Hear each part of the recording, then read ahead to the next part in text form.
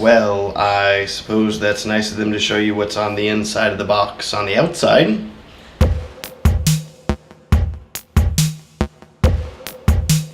Hi, I'm Matt Johnson, and this is my review of the Konova Radial Dolly. It's pretty cool, actually. I've been looking for one of these dollies for a while, something that will let me get new shots that I wasn't really able to get before. If you've watched my videos before, you'll notice that I already made a review video for the Konova K3B2 camera slider. That thing is pretty sweet. And this radial dolly really follows in the footsteps of their slider's quality.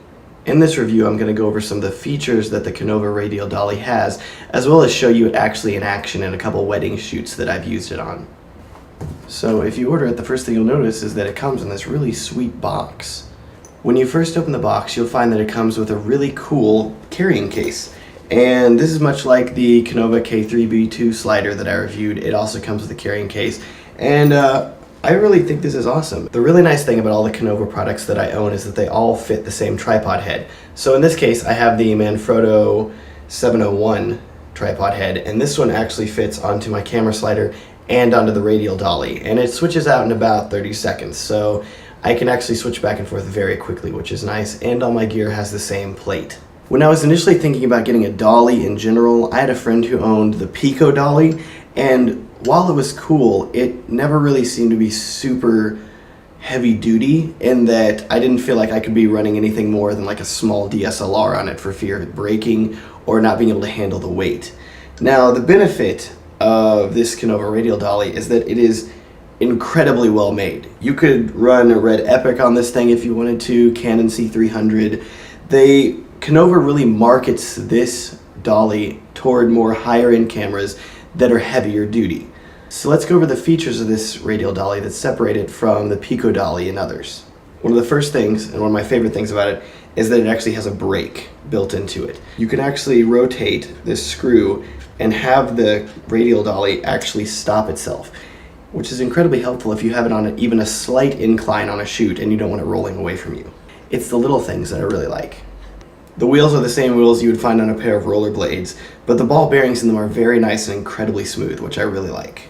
One of the other differentiators of this radial dolly versus others is that it actually has tick marks around the wheels to tell you exactly where you're putting it. Say you're on a video shoot and you need to know exactly where to set it to get consistent rotation. With other dollies, you'd be having to guess every time. With this dolly, you can exactly calibrate it to the number that you're looking for, which is incredibly helpful. All of the rotations are lockable, so you simply loosen, rotate, and then lock on exactly where you want it to be.